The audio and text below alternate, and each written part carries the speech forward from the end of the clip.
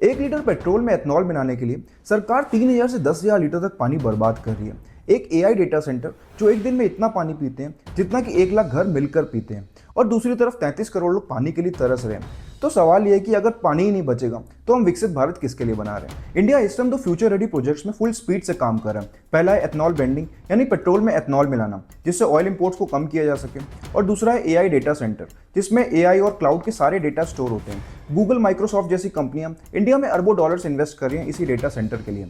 ये दोनों ही स्कीम सुनने में काफ़ी ज़्यादा प्रोग्रेसिव लगती हैं, बट इसके पीछे एक हिडन कॉस्ट है, वो है पानी, जिसको कोई भी डिस्कस नहीं कर रहा। इंडिया ऑलरेडी वर्ल्ड की सबसे ज़्यादा वाटर स्ट्रेस कंट्रीज में से एक है। अब समझते हैं कि क्राइसिस कितना ज़्यादा सीरियस है। इंडिया के पास वर्ल्ड की 18% पॉपुलेशन है और सिर्फ 4% फ्रेश वाटर है, यानी 18 लोगों के लिए सिर्फ उतना ही पानी है जितना कि 4 लोगों के लिए होना चाहिए। इसका रिजल्ट क्या हुआ?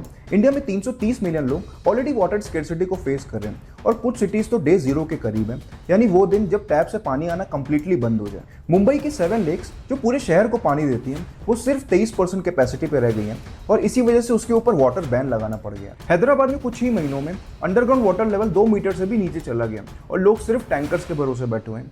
पंजाब के 23 जिलों में से 19 डार्क जोन्स बनाए गए, यानी जमीन पे उतना पानी नहीं जा रहा जितना निकाला जा रहा है। ये बैकग्राउंड समझना जरूरी था, क्योंकि अब जो आप सुनोगे वो इस क्राइसिस को और ज्यादा गहरा कर रहा है। चलिए पहले समझते हैं कि एथनॉल ब्लेंडिंग क्या है। सरकार का टारगेट था पेट्रोल में 20% एथनॉल मिलाना है, और ये टारगेट उन्होंने 5 साल पहले ही अचीव कर लिया, जो सुनने में बहुत बड़ी अचीवमेंट लगती है, लेकिन इसके पीछे एक बहुत बड़ा ट्विस्ट है। 1 लीटर एथनॉल बनाने के लिए अगर आप शुगर केन से बनाते हो तो 3,000 लीटर पानी लगता है, और अगर आप राइस से बनाते हो तो 10,000 लीटर पानी लगता है। सरकार को अपना E20 का टारगेट पूरा करने के लिए एक साल में 10 बिलियन लीटर का एथनॉल चाहिए, जिसके लिए 3 ट्रिलियन लीटर पानी लगेगा। ये पानी यहाँ कहाँ से है? ये वही पानी है जिसको किसान पीने के लिए और फसलों को उगाने के लिए यूज करता है, और ये तो सिर्फ E20 है। इसके बाद E30, E85, E100 तक भी आने वाला है, तो आप सोच सकते हो उसके लिए कितना ज़्यादा पानी चाहिए होगा। एक्सपर्ट्स बोलते हैं अगर E85 और E100 आएगा तो इससे पानी की डिमांड 5 से 10 गुना तक बढ़ जाएगी। सरकार इसे ग्रीन पॉलिसी बोलती है, क्योंकि इससे ऑयल इंपोर्ट कम हो रहा है, पॉल्यूशन कम हो रहा है, किसानों को फायदा हो रहा है। लेकिन सवाल ये है, अगर पानी नहीं रहेगा तो किसान पिएगा क्या?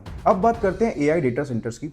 हर बड़ा data centre evaporative cooling method use करता है, यानी मशीन्स को ठंडा रखने के लिए पानी को एवेपोरेट किया जाता है। एक एवरेज साइज का डेटा सेंटर भी एक दिन में उतना ज़्यादा पानी पीता है जितना कि 1 लाख घर मिलाकर पीते हैं। और सबसे इंटरेस्टिंग चीज़, जिन सिटीज़ में ये डेटा सेंटर बनने हैं वो सिटीज़ ऑलरेडी पानी की कमी झेल रही है। दुनिया की जितनी भी बड़ी कंट्रीज हैं सब में डेटा सेंटर्स बनाने को लेकर रिस्ट्रिक्शन चल रहे हैं। सिंगापुर ने 3 साल का मोरेटोरियम पीरियड लगा दिया कि उसमें कोई भी डेटा सेंटर्स नहीं बन सकते।